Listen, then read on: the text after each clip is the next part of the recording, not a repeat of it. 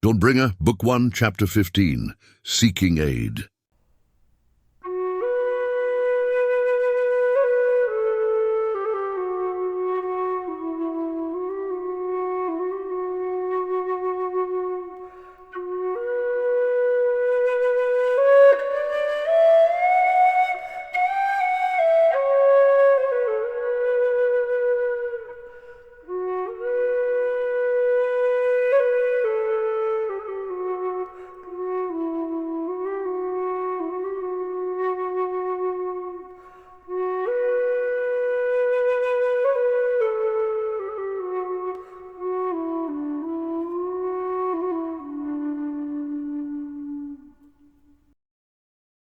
Can we rest for a bit before continuing further? Eldarien asks, sitting down at the side of the road. Most definitely. Rorlain replies, crouching down beside him. It is after lunchtime already, and we have both eaten very little over the previous few days, or more. You have sacrificed a great deal to accompany me, Rorlain. Eldarien says, turning to his friend and looking at him. How are you feeling now? Rorlain asks, clearly not knowing how to respond. It seems the fever has subsided. It has, more or less, but I still feel quite weak and there is a throbbing pain in my head. I suppose this illness is due to the weather and the diet, neither of which have been conducive to health? I don't know what else it would be, says Eldarien, resting his head in his hands and closing his eyes. The area along his temples is pulsing with a sharp pain that makes it difficult to keep his eyes open, particularly in the brightness of the midday sun. Is there naught that I can do to ease your pain and discomfort? Rorlain asks, compassion and anxiety in his voice. I think I'm already beginning to recover. Eldarien assures him. But I think some food would help both of us. We have the rowan berries, proffers Rorlain. though they are not much. I could take an hour or two to hunt, if you wish it. No, I don't want to delay any longer. Eldarien presses his head between his fingers, gently massaging the sides of his forehead and along the edges of his eyes. But I could do with a bit more rest. Could you cook those berries? They will have to be sufficient to hold us over until this evening. That I will do. With this, Rorlain rises to his feet and goes about gathering fallen branches to build a small fire, while Eldarien lays back against the grass and tries to sleep. After a small meal of berries, if it can be called that, they depart again and follow the road to the south. The land is more level now, though still scattered here and there with stones and trees, and tall grass waves freely in the wind on either side of the road, with speckled red and yellow flowers in full bloom dancing among the grasses. The afternoon is much harder going for Eldarien than the morning was, and it becomes necessary for them to regularly stop at intervals so that he may rest. At evening twilight, he collapses on the road from weakness, and Rorlain insists on making camp for the night. He catches a fox just as darkness begins to enshroud the land and cooks it for their evening meal. In the morning, Eldarien's state has greatly improved, and both of them cannot but experience great relief that the illness that assailed him to all appearances was short-lived. And things soon improve even further, as around 9 o'clock they come upon a farm a short ways off the road to the east. They follow a narrow and winding dirt path to the main building, with wheat fields on either side. There is also a stable not far away from the house with 3 horses, and in an enclosed pasture further back, a small herd of cows. Rorlain knocks on the door and they wait, but after a minute or two there is no answer. Perhaps they are around the back. He muses. Or working in the fields, and we just missed them. You can go ahead and look, says Eldarien. I'm going to sit here for a moment. Still weak? Yes, but it is much better. I think it is only a matter of time now. Good. Rorlain says, turning to go. With any fortune, I will be right back.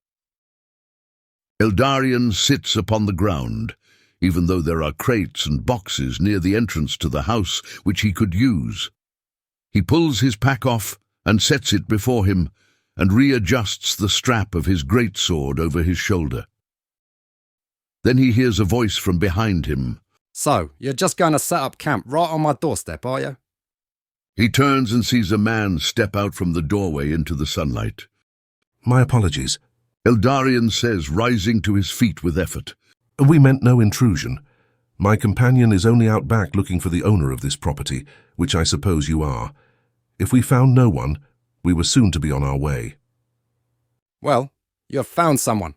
The man says, his voice unfriendly. Though I still suggest you continue on your way. Please, could you hear me out for a moment? Eldarien asks. We only seek aid in an important endeavor. Why would I wish to aid you? Because our cause is just. We make haste to Ristfand with pressing news of great importance to the well-being and safety of all in the city. That is a new one. The man says incredulously. I speak naught but the truth. Affirms Eldarien. Then prove it. What is this pressing news of which you speak? War soon comes over the mountains, and within only a short matter of time we fear that armies shall march upon Ristfand. And what care is that of mine? Surely you... Surely I what? They are your own people. Eldarien says, trying to restrain his frustration. Would you not wish to aid them in whatever way you may? I would perhaps aid them if I knew there were a problem. Says the man, leaning against the wall and crossing his arms across his chest. But I have no reason to trust a wandering vagabond. I am not a vagabond. I was once a soldier in the Imperial Army, but now I see that great violence is planned toward the people of Telmerion, and it is my duty to prevent it, if I may. If you may, then why do you wander through the fields on foot, armed like brigands, and with no tokens to prove your trustworthiness? It is only a recent development, and... Eldarien falls silent. It is clear that the man has no interest, not only in helping him, but even in listening to him. At this moment Rorlain returns, and seeing the man, walks to Eldarien's side. He then says, Good day, sir. We wish blessings unto this household. Keep your blessings for yourself. The man replies without hesitation. The only thing that I desire from you is that you vacate my property immediately. Glancing at Eldarien, Rorlain opens his mouth to speak, and then promptly closes it again. We are only in need of a couple horses to speed our travels to Ristfand. Eldarien says, That is all. You wish to make a deal? What do you have that I would want? Very little, I am afraid. We have only what you see. We had coin, but it was... Rorlain begins. You had coin. The man emphasizes. But you no longer do. No matter. I need no coin. I live from the fruit of my own labour. Now depart from me. As you wish. Eldarien says, But may I at least ask if there is another settlement nearby where we may seek aid? There are plenty of houses around here. The man answers, But don't you go interfering and trampling all over people's property. What about an inn or even a hamlet? Rorlain asks, I do not travel much, but most inns in the area are along the Mardus Road, and that is a good 100 or more miles to the east and across the Kavir Canyon. Thank you for your time. Eldarien says, and he and Rorlain turn to go. The man says nothing more, but stands and watches them go until they are back on the road heading south. Why did he... Rorlain asks, but his voice fades out before he has even voiced the question. I do not know, Replies Eldarien. He was both cautious and angry.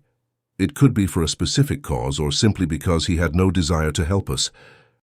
Regardless, we have no choice but to continue on and try somewhere else.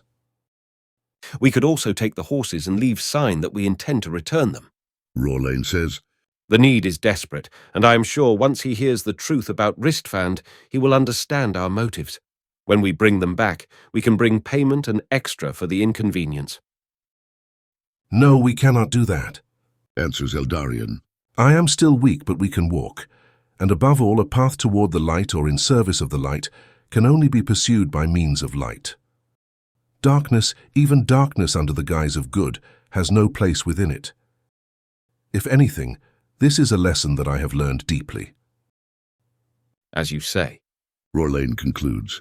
I am sorry to have suggested it. We will simply need to trust that help will be found elsewhere. The road begins to turn to the east now, and they both take heart at this, as it indicates that it will likely join up eventually with the main road. Within the next 5 or 6 hours, they pass by a handful of other houses, but none of them have horses that they could even request. So they continue on until it is nearly dark, and just as the streaks of sunset light in the sky are turning to formless black, they come to an intersection where 2 roads meet, and, to their delight, at the intersection, an inn. A sign hangs over the door, weather-beaten but legible. Spring-Summer Inn. Interesting name. Rorlane remarks with a smile. I suppose it is fitting considering the time of year. Eldarien says, Though we are a couple months too early. Or maybe it refers to both seasons. Rorlane laughs. And then we're right on time. Regardless, I'm glad we are finally... Yes. Rorlane grabs Eldarien's arm and looks at him for a moment. I was worried you wouldn't make it. But here we can get some hearty food and a good bed. I just wish we could stay for a longer time until you are fully recovered. The only thing that will fully help me recover, I think, is when we have brought word successfully to Ristfand.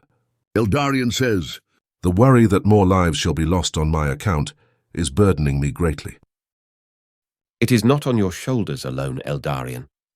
Rorlane responds in a quiet voice. It feels like it is. Come, let us go inside.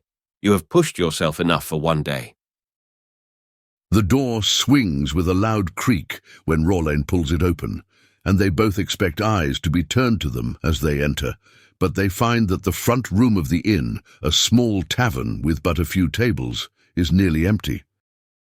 2 men of rugged appearance sit together talking quietly, drinks on the table between them, and a woman sits on a stool alone at a counter, speaking to an aged and heavily bearded man who appears to be the innkeeper, also functioning in the capacity of barkeeper.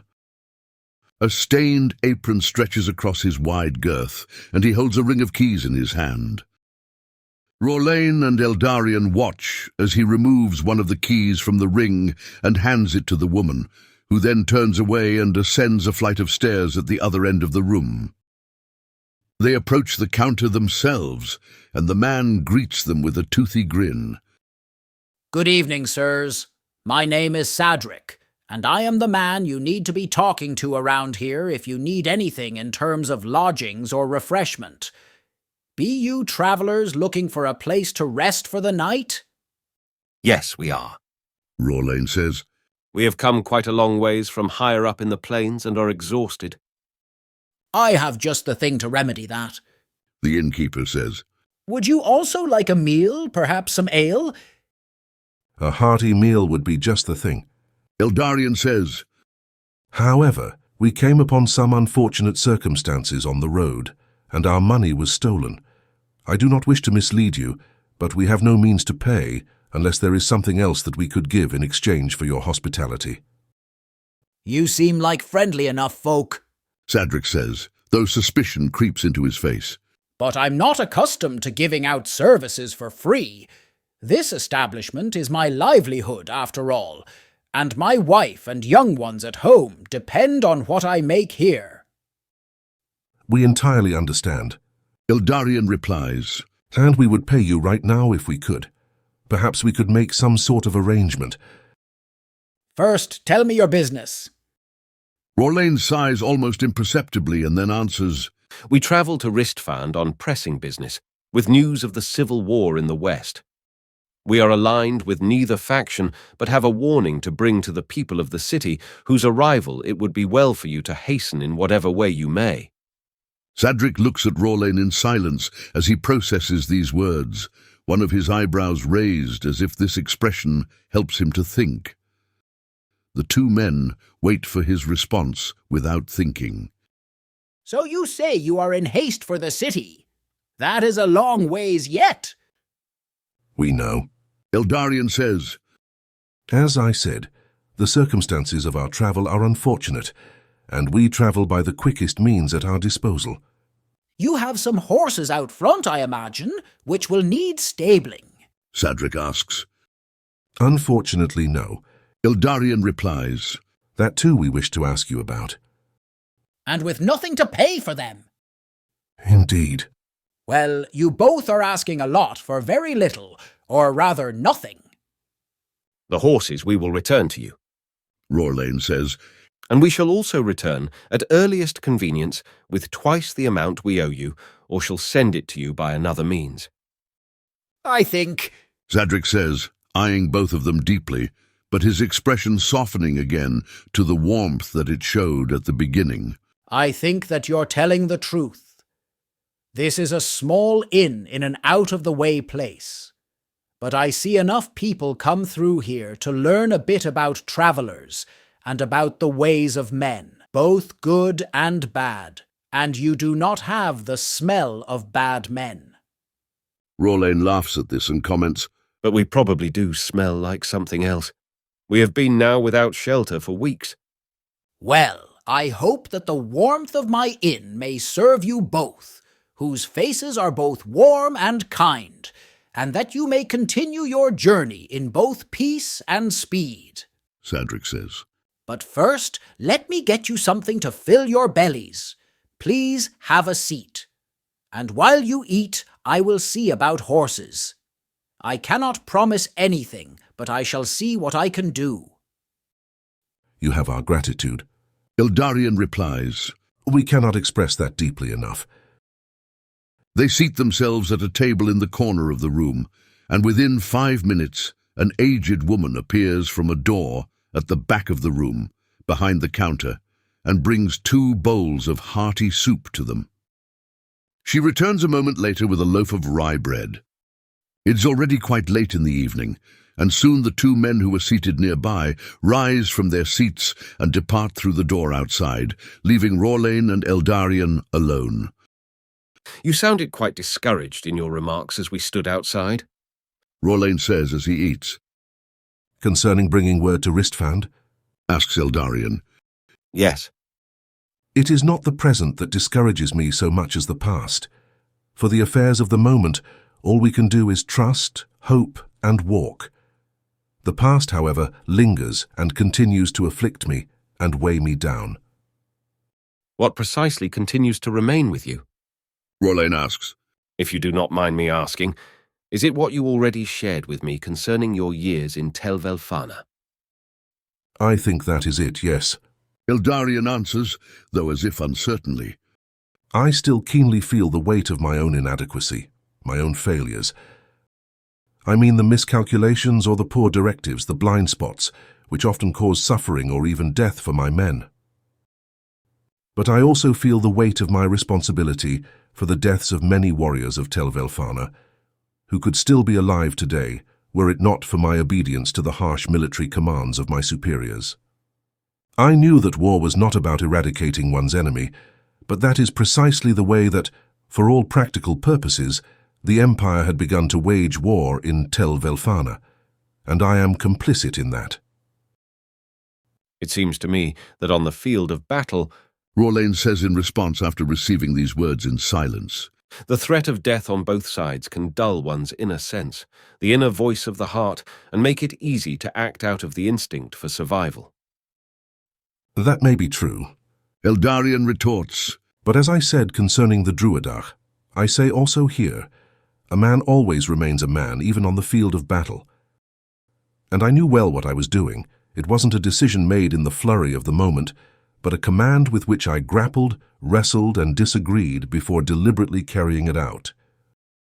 I'm sorry. Rorlane says, correcting himself. I did not intend to excuse or explain away your actions. That is one of the worst things that I could do for you, since if you were to accept that, as if absolution for your wrongdoings came from me, then you would never find true freedom. I myself cannot offer you that, and I apologize that I unconsciously try to offer it. But I do offer you my listening ear.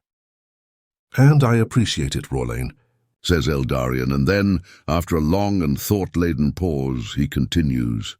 There is also this sense that has been recurring to me ever since our time in Falstead, or even before. In my mind's eye, it is as if the destruction of my hometown and the destruction of many similar settlements throughout our history and the history of other nations is being accounted unto me. It is as if I myself have committed it, as if it has happened at my own hand and at the tip of my own blade. But it has not. Why do you feel that way? Perhaps it is simply my heart's way of acknowledging that I am capable of such actions. It is my way of taking responsibility for my capacity for such evil. And thus a way of distancing yourself from it? No, Eldarien sighs. I do not distance myself from it. I think the opposite is really called for, to recognize, to accept that such a capacity is part of me, such a woundedness and blindness of heart. I think I understand. Rorlane says. But it also remains true that you have not committed such atrocities, correct? That is true, Replies Eldarien. Such was precisely the command I received at the end of my time in Tel Velfana, and which I wholeheartedly rejected. The commander of my regiment insisted on scouring the countryside and eliminating all possibility of uprising or resistance, and this involved the murder of countless innocents. So you are right. I have not become personally responsible for such actions, and I do and must distance myself from them in every thought, disposition, and action of my life. He pauses and runs his hands through his hair, deep in thought, as if trying to enunciate in words something that has eluded even his conscious awareness. At last, he says, But I still recognize that I am not unlike other men, in no way better and in no way worse. We all share the same humanity, with both its wounds and its aspirations, its beauty and its ugliness. And it seems to me, and this is the point I am trying to express, it seems to me that precisely acknowledging this bond with other men, this likeness to other men, allows my own fidelity to the light, to beauty and truth and goodness, to in some way be healing also for them. Yes, even for those who have committed atrocities, who have yielded freely unto such evil, my own actions for goodness can, how do I say, lift them up. Rorlane receives all of this in silence and does not immediately respond. There is a long moment in which both men simply sit together, reflecting on Eldarien's word and trying to understand their import and their meaning. When he does speak, Rorlane says, So you are saying that you want to succeed where others have failed? Or let me phrase it more appropriately, you desire to remain faithful where others have betrayed, to choose good where others have chosen evil. Yes, Eldarien replies, but I would say more. I want to remain faithful and to choose good, not only where they have failed, but on their behalf and for their sake, if such a thing is possible. Rorlane turns back to his food, as if he does not know how to answer this, and Eldarien does not expect an answer. How could he expect his companion, as good a man as he is, to understand and to explain these deep matters of his own heart? Thus both men lapse back into silence and finish their meal without another word. Sadric returns and approaches their table soon after. First, the good news. He says, I was able to find a couple horses for you. You said you travel with news about the war, which needs to reach Ristfand with haste. Yes. Eldarien replies, Is it favorable to the Empire or to the rebels for your message to reach its destination? asks Sadric. I need to know at least this much.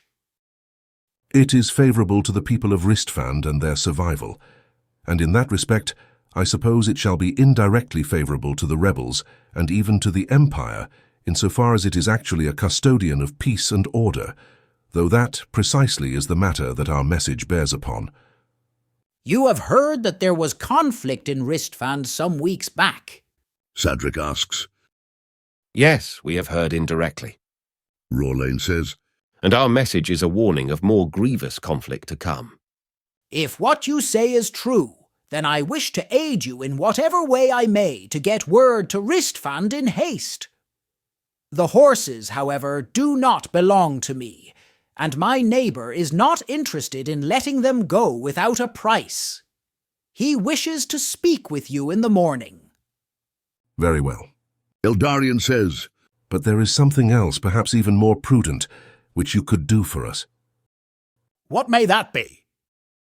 Regardless of how quickly my companion and I make it to Ristfand, as long as word itself reaches there, perhaps most of the damage of our delay can be averted. Rorlain looks at Eldarien and says, Do you think they would believe the message we have without hearing from us in person? I know not, replies Eldarien. but I would rather send word that is not believed than not send word at all. We shall continue to travel with haste either way, that we may speak in the flesh with those concerned. Then he turns back to Sadric and says, Do you think you could get a message sent by courier, or whatever the fastest means at your disposal may be, to the authorities in Ristfand? This is just a small intersection of but a few houses. Sadric says. Couriers rarely pass through here. And I would be hesitant to trust your message to just any travelers who say they are going to Ristfand. After all, simply trusting the two of you is more than enough. I understand. Eldarien whispers, bowing his head and thinking for a moment. After a while he looks up and says resolutely, I think that getting the horses is currently the best and only option at our disposal. It is true that, with exception of carrier pigeon, which the people of Telmerion simply do not use, no one will ride faster or harder to deliver the message than we ourselves. I agree with that judgment. Rorlain says. Then let us hope this neighbor of yours is favorable to our cause, Says Eldarien. What is his name? His name is Soyen. I shall introduce you to him at first light on the morrow. Sadric says. Though for now, allow me to show you to your room.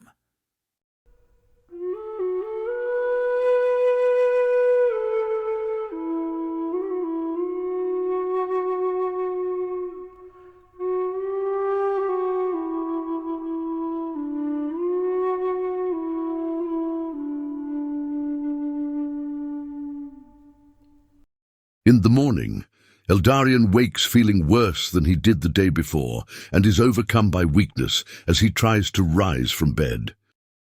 He attempts to shrug it off, pulling on his boots and then getting to his feet anyway, leaning against the wall for support. He pulls on his mail hauberk over his linen gambeson and then over that, his cloth tunic and leather overshirt, fastening the front with trembling fingers.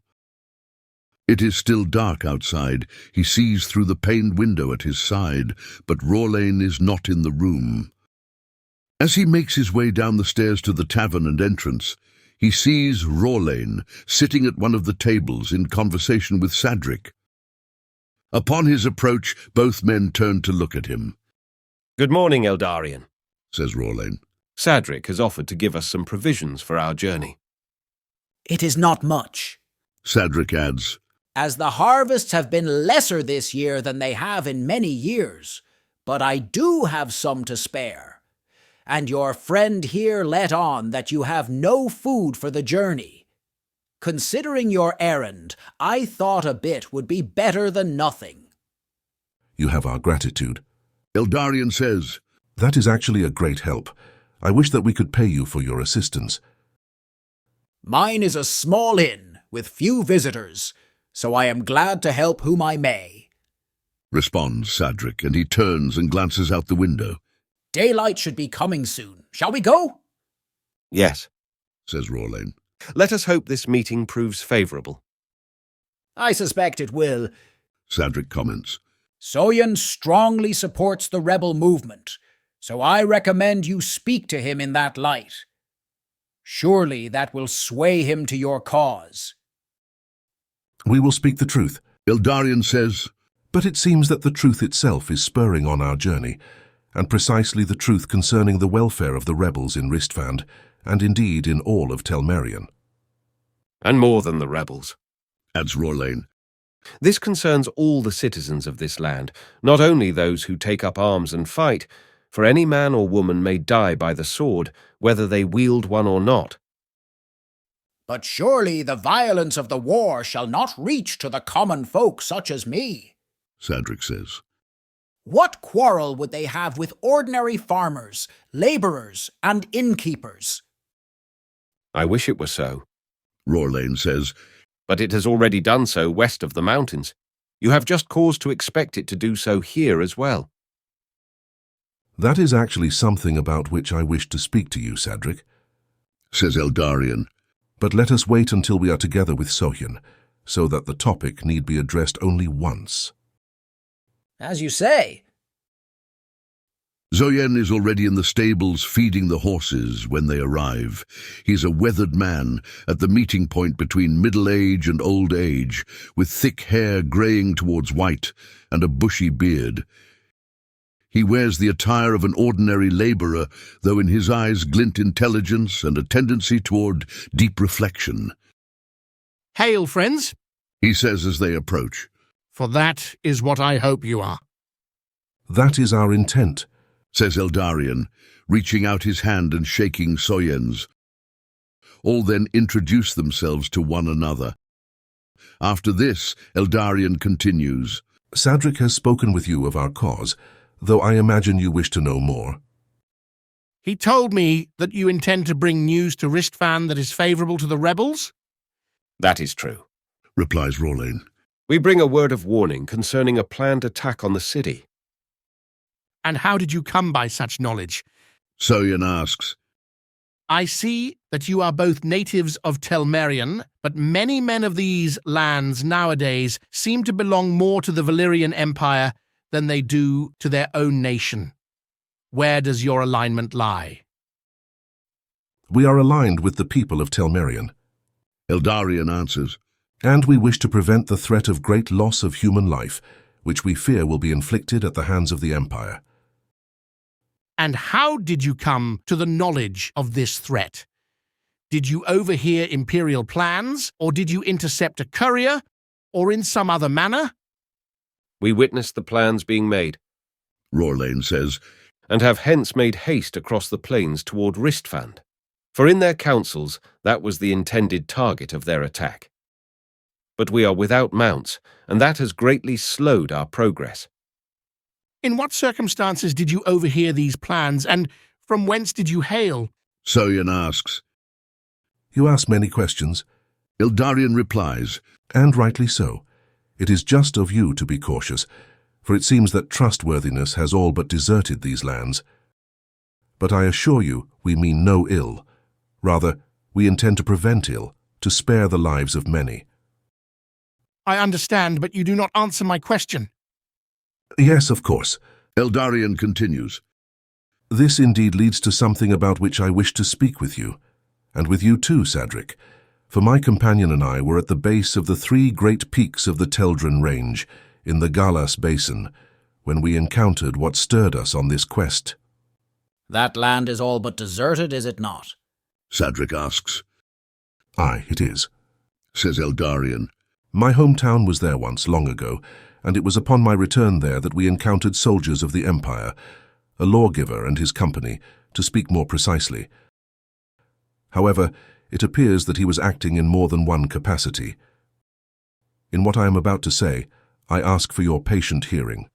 For if it seems that Rolain and I are reticent to speak freely, it is because of what we witnessed while at the base of the mountains. Continue, for we are listening. Sohyen says. We witnessed these men making their way into an ancient tomb under the Gorogin mountain. Perhaps you have heard of it, the Barrow of Serra Galaptes. There we saw in the flesh the terrible creatures that people have taken to calling Druidach. Has word also come this far east regarding such beings? Yes, Sohyen says. though all is but distant echoes and rumours. Well, the creatures are real, Rolain says. whatever manner of beasts they may be. But the unexpected result of what we witnessed, the conclusion that has spurred us to such haste, is that a deal was struck between the lawgiver, or rather between the emperor, whom he represented, and in whose name he spoke, and the leader of these creatures. They agreed to march on Ristvan together, thus to conquer the people of Telmerion and to return them to imperial rule. So these beasts Sohyen asks. are a tool used by the Empire to crush the rebellion? It seems so, Eldarien replies. though I do not know how willing a tool they shall be. You are right. Sadric says. What you share with us is almost beyond belief. Is it true that these creatures are the living dead? They are like in appearance but different in feel, answers Eldarien. We know not precisely what they are, only that they are dangerous. Even with only their flesh they can destroy a man. If they were to be armed, their ability to crush human life would be greatly multiplied. For me, the fact that such a story beggars belief only lends toward its credibility. Soyen concludes. What would you gain from inventing such an outlandish story? But if what you say is indeed true, as I believe it is, then your journey requires as much haste as you seem willing and eager to give it. I assure you that my horses shall be at your disposal for as long as you need them. If you find yourselves unable for whatever reason to return them, I shall consider it but an investment in the good of our people. But if circumstances allow you to bring them back to me, then for that I shall be grateful. Thank you, Soyen, says Eldarien. We shall do our best on both accounts, to ride quickly to Ristfand and to bring or send your horses back to you unharmed. May you be blessed for the aid you render us this day. Rorlane says, Both of you. We must now gather our packs and be on our way. Of course. Soyen agrees. In fact, there is one other thing that I wish to mention before we prepare to depart. Interjects Eldarien. When the armies of the Empire and the forces of these creatures march upon the city of Ristfand, whatever the manner of their approach may be, it is likely that they will pass through these and neighboring lands. I fear what they may do with any whom they encounter, even those who wish only peace and do nothing to hinder their progress. So what would you have us do? Sadric asks. I leave that to your prudent judgment, says Eldarien. I do not wish to sow panic or fear among the people. Nonetheless, when there is cause for fear, whenever the threat is truly real, then having fear is better than having none. For only fear confronted and overcome can give birth to bravery. We shall do what we can to spread the word of what we have learned today in the wisdom that time and reflection provides. Soyen says. And as for ourselves, Rorlane adds, we shall bring word to whatever settlements we pass through on our way, as time permits. You will need to pass through the canyon to the east to find the main road. Soyen replies. It lies but a handful of miles beyond the opposite ridge. The road that I assume you followed to us shall lead you directly there. When you have attained to the main road, follow it to the south. That shall be the fastest path unto the city. But be wary, for Imperial patrols have been gradually increasing in the region, and the last time I visited Ristfand, a few months past, a checkpoint was set up but a few leagues north of the city. That is the path that we shall take, and we shall do so with caution, says Eldarien. Thank you again for your assistance.